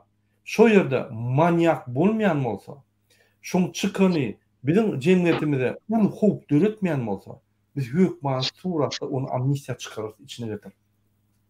Amnistiýa çykarylmada biz şert goýar. Olary birinçi şertler döreder. Pasportlaryny, öňkü cinayet işlerini, dosiýalaryny aýryp, olary şans berer. Öz maşgalary bilen, çağjyklary bilen täzeden durmuş başlamana. Olaram küýsenýändir, öz öýlerini görjek bolup, olaram küýsenýändir, çağjyklaryny görjek bolup, doguluk mekanyny görjek bolup, ýaşlygyna geçen ýerleri görjek bolup, öz dogun gardaşlaryny görjek bolup küýsenýändir. O normalmy. O adamyň normal duygusy. Şoň üçin şolaryň cinayetçi bolsa bizim watandaşymyz. Ine men şolary ýüzlenýän. Şuňunçy Türkiýede bolsaňyz, goşulyň Türkiýede ine 10 ýaşyna 12'de saat 12'de İstanbul aeroportuna adamlar var ya. Şo ýerde gurnýanlar, şonuň telefonlaryny men şu arada aýrytyn çykyş ederine telefonlaryny hemme dağıtdan berer. Barın şo ýerde gollan. Sizin şansınız var. Türkmenistan'a cinayet hükmüne değil de kahraman hükmüne barmalı. Türkmenistan'ın kahraman adını almak, medalını almak ve bütün tohumumuzda siz kahramanlığınızı suudet görközmek. Gollan bizi. Gollan halkı. Halk bilen bolun. Siz halkın içinde doğulunuz, halk bilen bolun, halkın içinde de ölürsünüz. Eğer de halkın içinde ölecek olsanız, onu vatan için hareket edin. Vatanınızı gollanı olunur. Ol cinayeti işlemez sizin mecbur bolly. Türkmenistan'da ýürüýte diktatorlar şeýle sistema döretdi. Siz cinayetlere itirdiler. Siz cinayetlere gitmedi ýaly, size şertler döretmediler. İnstitutu pulsuz girmek, arkyn işler tapıp ýa-ni biznesmenlere mümkinçilik döretmek, öz kiçik karhanany döretip işlemek, öz kiçik avtoserwisiňi döretip işlemek, sana kreditler berilmedi. Sana hiç hili mümkinçilikler verilmedi. Hiç hili kanun esasından yani korunmadın sen. Sen mecbur ýagdaýda cinayet işini etmeli boldun. Biz onu düşünýär. Sen 30 ýyl bu halkın tragediyası. Biz şunu çalışanmazda halkın tragediyasını täzeden arasda ýola täze durmuş berýär halkymyza. Biz düşünýäs onu. Şoň üçin köýüne durmuşdaky, diktator durmuşdaky kösenen adamlara biz şans vermeli. Açık listan başlar yani. Şoň üçin goşulun. Siz goşulmasaňyz biz size kömek ederiz. Burun ýok. Ýöne goşulup siz gahrmanam bolup bilersiňiz. Diňe cinayetçi däl. Cinayet işleriniz ýatyrlar. Kimde kim Türkiye'nin türmelerine yatan olsa biz haçanına şul parahor hükümeti ayırın ýagdaýymyzda wagtyn hükümetten başlap birinji günden biz Türk hükümeti bilen işleşerek de şolar getirirdik. Biz şoň çykdyjylar namalar biz şonam ederiz. Türkmen Türkiye'daki ya başka devletler Türkmen dokumenti bar ýok. Türkmenistan'ın olsa öýüne geler. Biz şonu muht getirir. Muht getirýän ýerimiz ýyllap getirmer. Biz bir möhlet toýup, şu möhlediň içinde reisler urnar, hemmesini sarar. Girje girsin. Girmeje galsa, soň öz puluny, ýani reisler açyk durur. Her wagt gidiş geliş açyk. İsten wagtyň gelirsiň, isten wagtyň gidersiň. Bul bir ulu bir üstünlük değil, bul bir normalny bolmaly zatdyr. Ulu üstünlükler näme? Ulu üstünlükler Türkmenistan'a aylık $800'dan $3,500 ortaça aylık bol. Ol bir üstünlük. Ulu üstünlükler näme? Türkmenistan'a sen aylık kazanıp sen vazmorusların ýani kredit almak, akçylar almak, ýani fonda we birjada ýani hökümet edaralary privatizasiýa bolany olan akçylar almak. Ine bu mümkinçilik. Oňa Türkmenistan'ın baýlyklarına den şertler, den mümkinçilikler diýilýär. Her kimin. Sen polisde işle, sen emhemede işle. Sen aýlygyň barmy? Aýlykdan bir bölegini wlajiýet et, akçylar al. Türkmen kampaniýalyň Ýewropada golboy fişka ýani boljak kampaniýalyň akçylaryny bol. Hem gazanarsyň sebäbi başda kampaniýalar vertikalny gider. Hem gazanarsyň. Hem özüň görarsyň, hem Türkmenistanyň investisiýalar. Ine ol üstünlükler. Bulur ýaly ýollar açmak, hemmeler pasportlar çalışmak, konvertasiýa etmek ol üstünlükler däl. Ol bolmaly. Döwlet 30 ýylla gurulmady. 30 ýylla biziň döwletimiz dogly gurulmady. 30 ýylla dogly diktator döwleti guruldy. Konvertasiýasy ýok. Hemmesi bir adam üçin. Bütün döwlet bir adam üçin. Onu diktator diýilýär. Ine şonu biz aýyrmak wagty geldi. Näme? 21-nji asyrda beýleki döwletler başga planetalara gidip o ýerde eýýän ýani göçük bolup durular. Raketalar öýüde uçup öýüde gonýa. Bizde ola aňarda dursun, konvertasiýa ýok, dogun. Näme gurrun edýän? Bizde bir akmak Marvel aýatyna baryp halk elektr energiýasyny oturan halka şun gelen üçin hemme ýani skvajynalary ýakjak bolup, transformatorlar ýakdylar. Şun gelen üçin, şun problemasy üçin halk köseni ýagdaýyny sorman. Ol ýürüýte täze bir maşina alyp, şonu sürüp ekranyna unutulap Vatan programasyna öküdildi. Idiot däme? Şu ýaly adam bilen siz näme urjak bolýar? Siz gurjak zadyňyz ýok. Siz iýide gitjek zadyňyz bar, ine gidibem dur. Daş gitmegi merkler. Inni bul özü tormuz. Tormuzdan bolan bir super tormuz goýjak bolýar. Gurläbem bilen o. Onam goýar. Egerde on meşine çykmasaň goýar. Sen Ýaponiýada bol, sen Amerikada bol, sen traktör, sen biznesmen bol. Ykbalyň häzir seňki şol. Sen watanyň ykbaly diýmek, sen çağryň ykbaly. Egerçi baryp bilmersiň, ya barsaň diňe turist bolup bilersiň, kelleňi şöyle bererde onun dolaryny getiren dolaryny alarlar. Bir kanşo sokup zat edip. Näme gara bolar? Her kimden bir kiçik adam isleýär. Her kimden kiçik bir zat isleýär. Başga zat isleýär. Şonuň üçin hormatly adamlar, şu gowunlara gelmek üçin biz hereket etmeli. Özüňiz bilýäňiz. Bahar aýy ekmesem ýani güýz aýy nime atdyrmýar. Şu ýaly biz hereket etmesek öňüň alýar bu. Ine Amerika çözmeli, ine ýadymyzdan çykaryp şolatlar. Ol plan idi, galaklar ýa bizi öldürür. Biz bir topar öňüň oňurulmayan, bir topar kellerini işläp bilmeýän adamyň ýerine düşdüňiz, ýene oturyp garşasyň. Biz size çeýnäp berýär, argumentler bilen. Putin'a Türkmenistan gerekken, şul Kazakstana giren zadyny, Belarusiýa eden zadyny, Jenewada Amerika bilen gidişip ýörmüň, barmak basyp muňa garşy urşak bolýar. Öz ýagdaýyny da odan çöýär. Berdimuhammed muny 5 geden allady. Moşla. Onu allady, OBS'de allady, gelip söz berdi ılgak tutulana bir topar zatlar etdi. şunun ayrıp bir durnuklu adamlar gelse şunu katı olsa ya Afganistan'ın qorat bilýär. Bu durnuksuz şu yerini katastrof edip Afganlar ve narkotikle bulaşıp şöyle katastrofa kataklizm döredýär. Putin durak değil. Berdimuhamedov var. Düşün ya. Şoň üçin hormatly vatandaşlar, biz Gazakistan ýaly bolmady ýaly baýdaklary alıp elimize ya arkamda baydaklar alıp bir-birimizi gorap şu ýaly ýegenler ulunun ýadyna derrew tutup şular tapşyrmaly. Polislerin bilýän şolar, polisler bilen ulaşdyk. Olur diýär. Siz goşulmaň ýegenleri kituşkary biz özümüz çüýläs diýär. Siz goşulmaň diýär. Siz şoňa birden provokasiýa girmeň diýär. Biz halky ellädimiz gelýär. Biz halky gorasamyz gelýär. Biz halkyň arkasynda durasymyz gelýär. Bizim halk ertir kuwsak bizim barmaly. Ine seriden häzir bir topar etraplar yapılýar. Diýmek polis bölmem yapılýar. Diýmek bir topar adamlar biz rabot bolýar. Bulum halkyň içine girip ýaşamaly.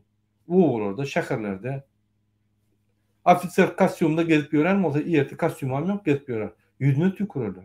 Dogram ederler. Ine emheme diýip öwün gezip bilýän ýok şäherde. Hiç ýerde. Ýüzüne tükürýärler. Faşist diýip. Polislere intek inanma azajyk. Şoň üçin hormatly vatandaşlar, ine Türkiýedaky jenaýat edenler ýa Türkmenistanda jenaýat iş problemleri bolup şoýa mejbur ýagdaýyna gaçanlar. Biz size elimizi uzatýar. Biz size kömek etjek. Biz häzir Türkmenistanyň düzülmesi goşunyň kömegi edin. Men her wagt diýen, hani bizim inteligensiýamyz gaçyp gitdi daşyna.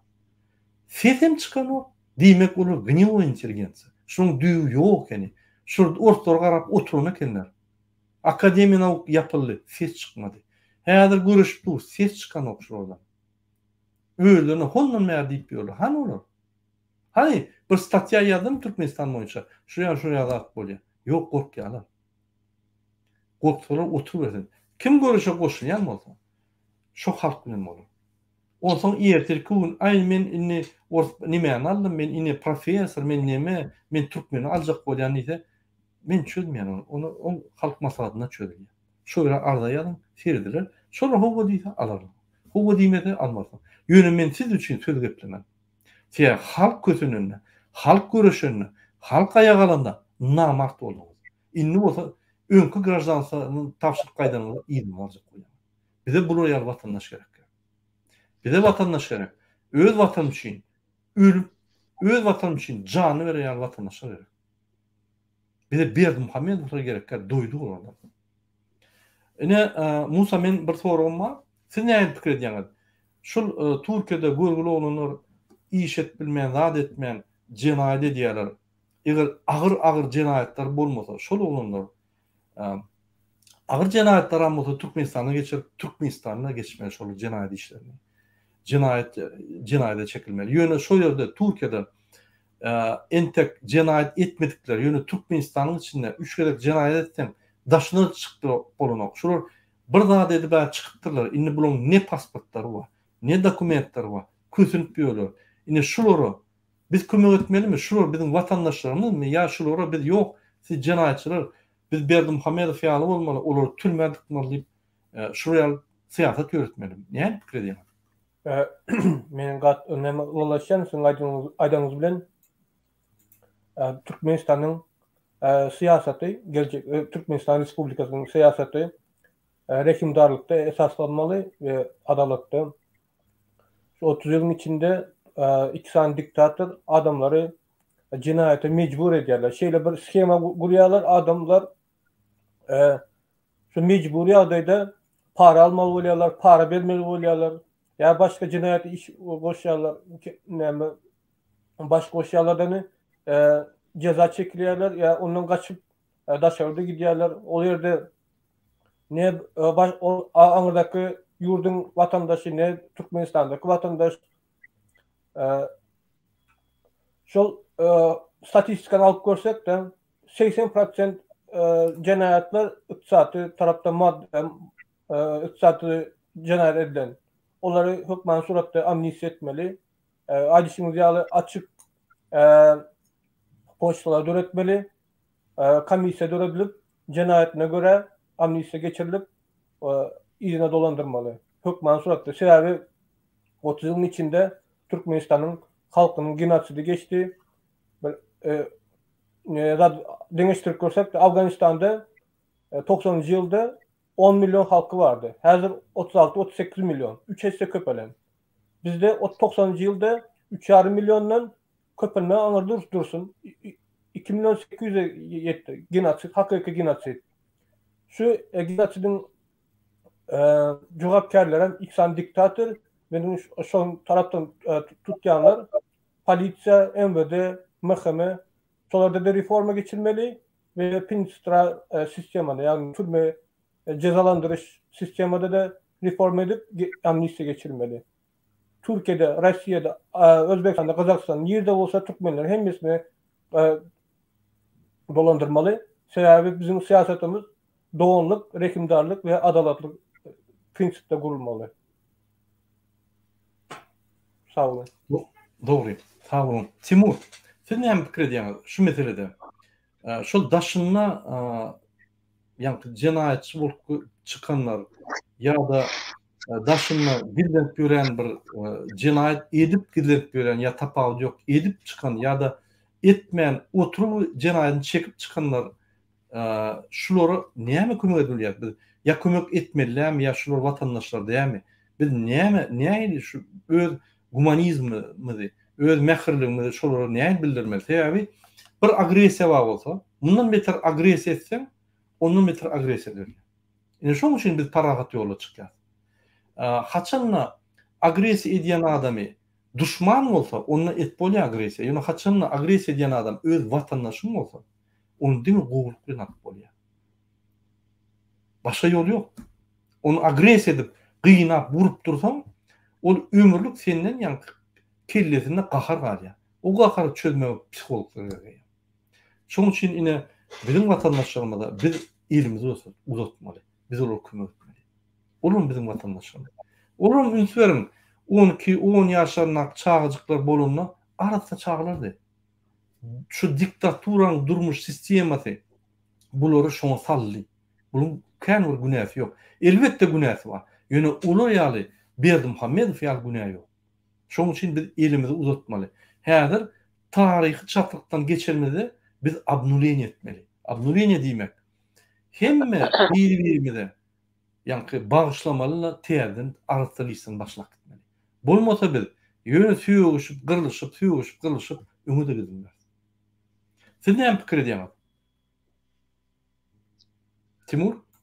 Men fikrimçe biz öz halkımıza iyi çıkmalı.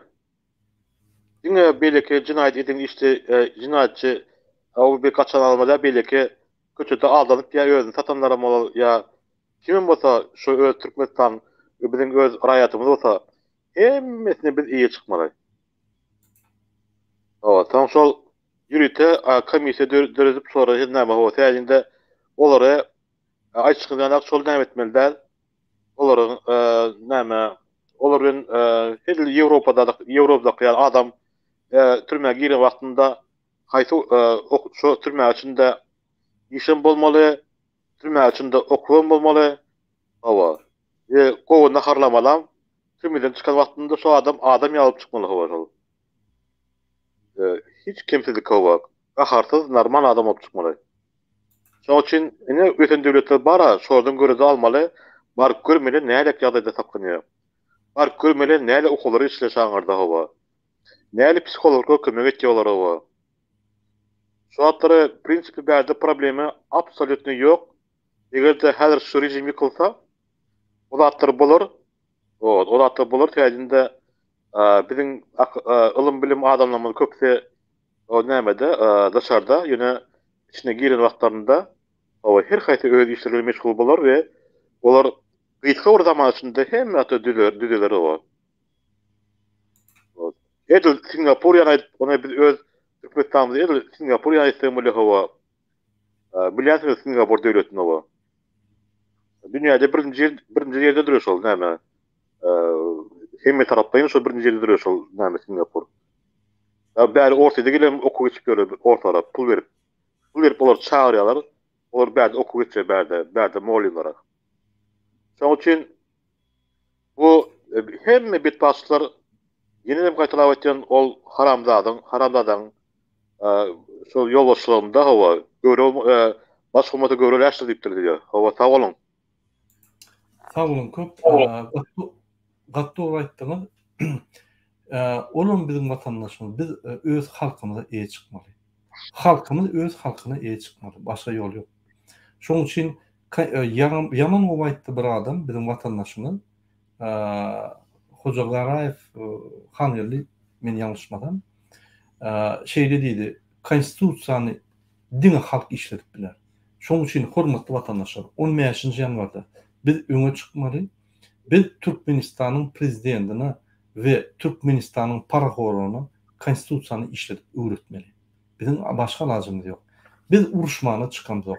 Biz köçeleri ýakmana çykmamyz ýok. Biz polisiýalar provokasiýa etmän çykmamyz ýok. Biz MHM'ler provokasiýa etmän çykmamyz ýok. Eýýän Berdimuhammedow gorkup, gyssanyp, oğuny goýjak bolup, ýollar açyljagyna eýýän düşdi. Gaçy bilen ok. 2023'de açjakdy. Allah ine 2 ýyla Allah geldi. Yine Allah. Inni onu düştü. Inni bu näme diýe gaty gyssalýarda Serdar prezident etjek bolýar. Falsifikasiýa etjek bol. Ol Türkmenistanyna adam sany ýeteni onu kim serdi? Ol hemmeler statistika boýunça Türkmenistanyna daşyny adam ýok. Näme? Şondan ol akyny ýetýär. Hemmeler için statistikasyna göre ina 6 milyon halk var içinde. Ina şu ýaly bu süpürallykçy. Bu hökümeden süpük gutoran allykçy. Bu Raşid Miredow diýen bir iň allykçy haramzada. Bu bütün dünýäni allak gelip otyr. Berdimuhammedow bu gulugyna ýanky aýdýar bol, bu rupur bolup bütün dünýäni allak gelip otyr. Haçanla biz bütün dünýäde Türkmenistan şeýle problemler bar diýip düşündük bilmesek, şu Raşid Miredow haramzada 30 ýyldan beri bütün dünýäni allak gelýär. Şonuň üçin vatandaşlar sizden bir haýyş bar. Şu videonu paylaşın. Şunun kesip bölükler ýasap, TikTok'ta, WhatsApp'ta, Imo'da paylaşın. Kimde kim halk indi çykyn diýen adamlar size haýyş edýär. Kimde kim şu videonu görýän bolsa sizden haýyş edýär.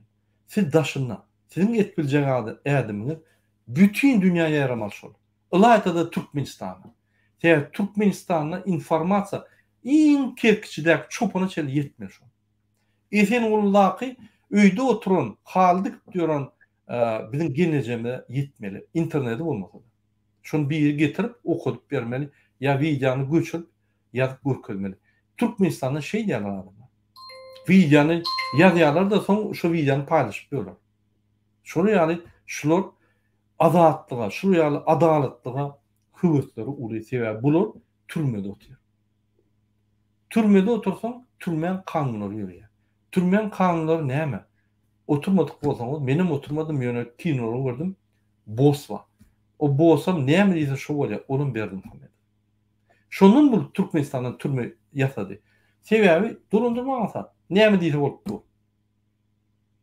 Ertir harwulugyny derek atlary, güjükleri üýşürüň ine şular men harwulugyny diýip, şolar kostyumlar ýedip, öňüne ýöräp, ýa-ni paradan geçirse geçirir. Şo ýaly psikikadan giden adam bu.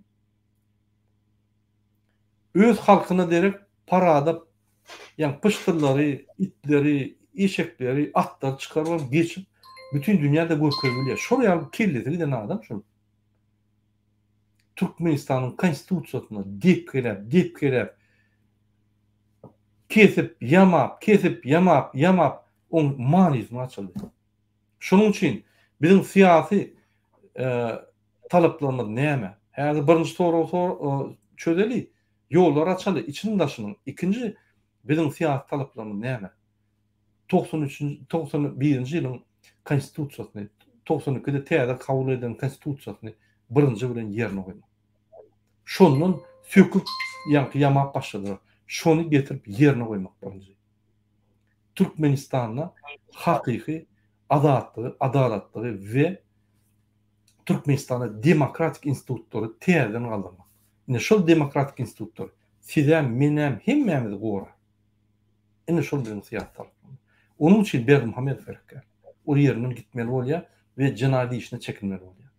Hormatly vatandaşlar, yine men şunun bilen efirini bu torjak bolýan, şoň üçin Musa, siz şul efire geldiňiz, köp taňy ýakatyn.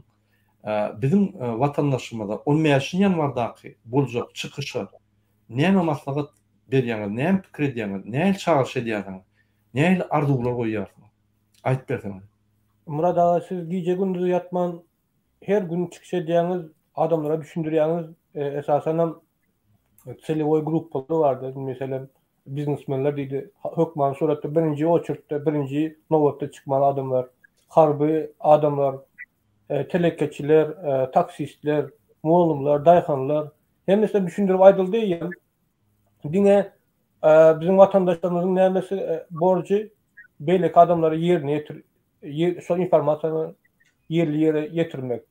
Hemmemiz birleşip yola çıkmaly, öz haklarymyzy, hukuklarymyzy talap etmek. Birinji nowatda da yollar açmak. Gaderly vatandaşlar, şu 15 ýanwarda aktiv gatnaşyň, informasiýalar hemmesini yerine ýetirin ve birlikde çıkalım. Sağ olun Murad ağa. Sağ olun köp Musa, arzuwlaryňyz üçin, pikirleriňiz üçin, maslahatlaryňyz üçin. Timur Serkerde, siz näme aýdyp biljek şul 15-nji boljak ýanwardaky halkyň ýürüýüşine, ýolary açmak ýürüýüşi? Edip vatandaşlarım men yine kaytalap bildiňän şol 15-nji ýanwarda birleşip yola çıkalyň, birlikde herekete geçeliň. Sağ olun.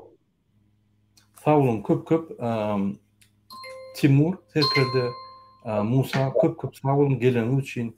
Hormatly vatandaşlar, menim öz gözümde sizden haýyş edýän şu videolary, TikTok'ta videolary, Facebook'ta hemme ýerde şu sotsial ulgamlary bolsa paýlaşyň. Biz Türkmenistanda ýa-ni internetiň aç mölçerde bolsa da şo ýaýrýar, biz şoňa ýa-ni suwudyny gördük. Şoň üçin sizden ul haýyş, kim dünýäde näde bolýan bolsa VPN açyp Türkmenistana öz dogany anlaşmagyna iý berin. Ine biz DVT toparow 10 VPN açyp ýürüýär, DVT çat VPN çat açyp otýar. Açdyk, häzir doldurup başladyk. Biz paýlajak VPN 10 günlük. Sizden 10 günlük bir aýda kyn görmän. Her adam daşyna VPN açyp $50 durýar 1 ýylyňky. Açyp öz dogany anlaşmagyna VPN bermeli. Sormaly haýsy VPN'ler işler. Şöýden VPN alyp öz dogany anlaşmagyna açarlaryny bermeli. Özü açarlaryny düzedip öz internete kabul eder. Biz öz dogany anlaşmagyny goýulmaly. İkinci, şu videolary, başga videolary, çağırış videolary, 15 ýanlar bardak videolary kyn görmän paýlaşyň hemme ýerde. Kesin esas momentlaryny kesip paýlaşyň. Bize kömekler berýär. Bize ýaratmak gerek. Bu işler diňe DVT topary ya aktivistler ya da demokratik opozisiýa geňeşiniň işi däl. Bu bizim halkymyzyň işi. Sizin bizim halkymyzyň wekilleri. Her kim öz ýerine, öz kiçik ädimini edin. Gaýrat edin. Indi wagty geldi, biz turaly. Meselen çözeli ve beýle haklar ýaly bahtly, toýlap, sadakalar berip, bütün dünýä görkezeli Türkmeniň kimdigini, Türkmeniň ösüşini, üstünliklerimiz bilen wara, bütün halkyň biz güwnerini galdyrar. Şoň üçin edit halkym, diňe. Sağ olun.